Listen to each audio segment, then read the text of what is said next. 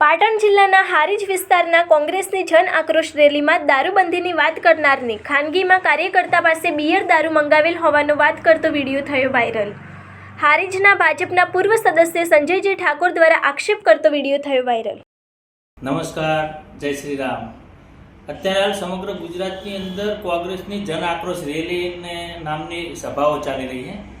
આવી જ એક સભા અમારા હારીજ તાલુકાના એક ગામડાની અંદર યોજાઈ હતી અને સભાની અંદર જે કોંગ્રેસના જે દિગ્ગજ આગેવાન ગણાય એ નેતાજીએ જોરશોરથી દારૂબંધી વિશે, દારૂના થતા ગેરલાભો વિશે ખૂબ માહિતીઓ આપી અને દારૂની બંધી કરવી જોઈએ, આમ કરવું જોઈએ, તેમ કરવું જોઈએ। જોકે અમે દારૂબંધીના જ સમર્થક છીએ, તેમ છતાં એ સભાનો ભાષણ પતી ગયા પછી સાંજનો સમય હતો અને ભાષણ પતાઈ અને નેતાજીએ તેમના વિશ્વાસુ એક કાર્યકરને કીધું કે મારે એક બે બિયરની જરૂર છે, બિયર લાવી આપો ને।